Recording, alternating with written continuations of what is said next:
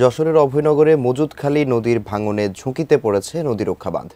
ভাঙন আতঙ্কে দিন কাটছে সিদ্ধিপাশা ইউনিয়নের হাজারো মানুষের। বাঁধের দ্রুত সংস্কার ও স্থায়ী সমাধানের দাবি গ্রামবাসীর। যশোর থেকে নজরুল ইসলাম মল্লিকের তথ্য ছবি নিয়ে ডেস্ক রিপোর্ট।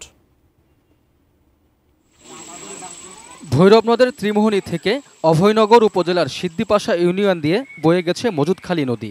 বর্ষার শুরুতেই ভাঙন দেখা দেয় নদী পাড়ে, ক্ষতিগ্রস্ত হয় নদী রক্ষা বাঁধ।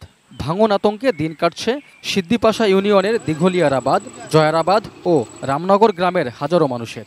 বাঁধটি ভেঙে গেলে পানিবন্দী হয়ে পড়ার শঙ্কা যেমন তাদের, তেমনি বসতবাড়ি ক্ষেতখামার হারানোর ভয়। আমরা আমাদের গ্রামের সমস্ত গ্রামবাসী মিলে এই ভাঙন যতটুকু রোধের চেষ্টা করা যায় ততটুকু রোধের চেষ্টা করতেছি, কিন্তু পারতেছি না। কখন না জানি এই ভাঙন ভেঙে আমাদের বাড়ির ভিতরে পানি ঢুকে যায়। এই 3 গ্রামের মানুষ আমরা হাজার হাজার লোক আছি, খুব আতঙ্কের ভিতরে। এই ভাঙনটা যদি সংস্কার হয় তাহলে আমরা বাঁচতে পারবো, এটাই আমরা সরকারের কাছে একটু ডাক করছি।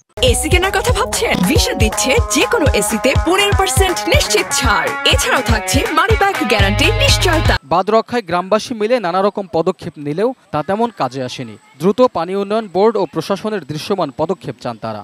আশু যে ব্যবস্থা গ্রহণ করার, এই ব্যবস্থা গ্রহণ করব খুব তাড়াতাড়ি। আর স্থায়ীভাবে নদী ভাঙনের জন্য যে ব্যবস্থা নেওয়ার, সেটাও প্রক্রিয়াধীন আছে। আশা করছি ওখানে এই বর্ষার সিজন চলে গেলে আগামী শুষ্ক মৌসুমে সেখানে স্থায়ীভাবে নদীর প্রতিরক্ষা কাজ বাস্তবায়ন করা হবে। টানা বৃষ্টি, নদীতে পানির ঢল, দিন দিনই ঝুঁকিপূর্ণ হয়ে উঠছে মজুদখালী নদী রক্ষা বাঁধ।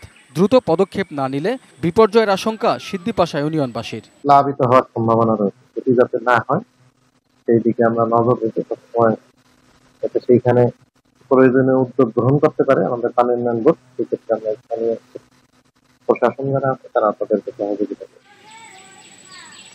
Raihan Munshi, desk report, ATN news.